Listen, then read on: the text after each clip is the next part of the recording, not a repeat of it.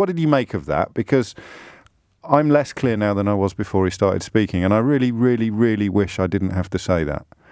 When he started speaking, we were in the midst of a conversation that involved setting up the Prime Minister's message against the Chief Scientific Advisor's guidance, weren't we?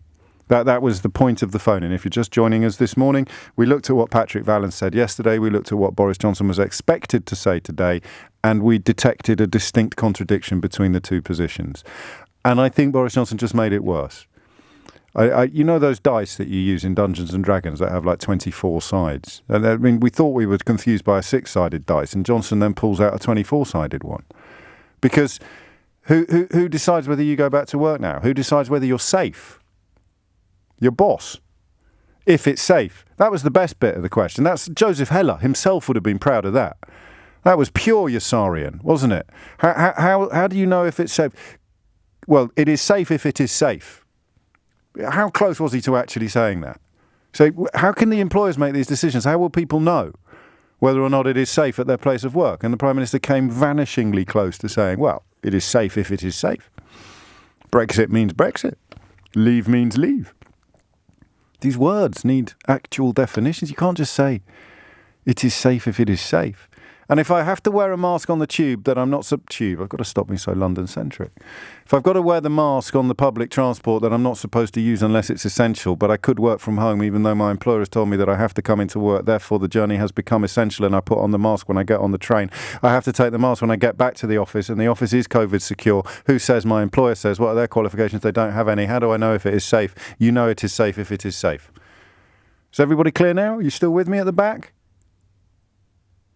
And then the question, I almost lost the will to live after Jane Merrick of the Eye asked the question about, was it Jane Merrick, I think, who said some people are going back to work in January? They've been told not to return to the office until January. What's the message to them? Well, the message to them is that they must wear a mask except when they're not wearing a mask and travel by public transport except when it's not essential, in which case they must also not travel by public transport while also travelling by public transport and wearing a mask.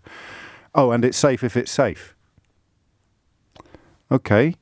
What about the scientists? Oh, don't worry about the scientists. We're politicians. We've got to make the tough decisions. What are the tough decisions? Well, heads and tails. Just toss the coin. Right. And the death toll? 45,000 plus. Some profound concern that the daily infection rate may be turning. And that line about British common sense assumed for me a sinister ring there, because I'm a little bit boring like that. I have the daily cases in front of me.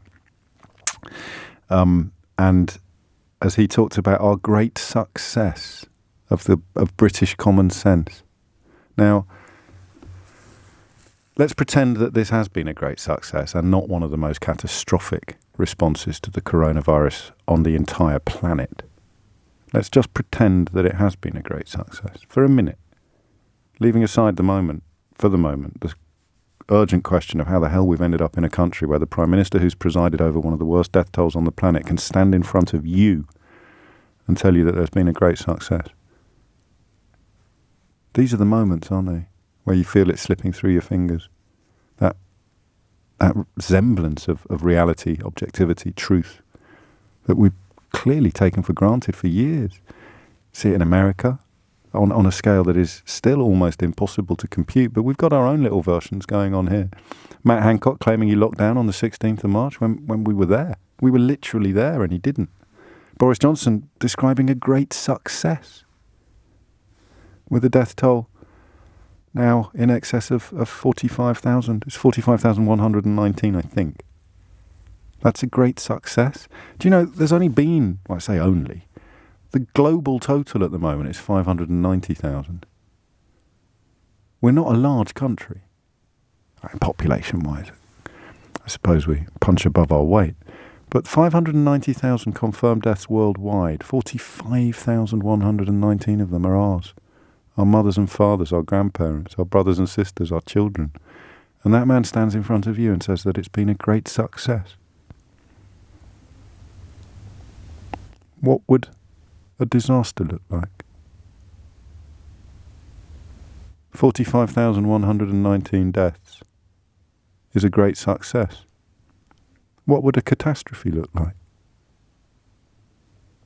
And He brings that phrase, British common sense, into proceedings because, of course, that cuts both ways, doesn't it? He lies to us about it being a great success. And he credits us with having achieved it. So what does that do? That lays the groundwork for it all being our fault.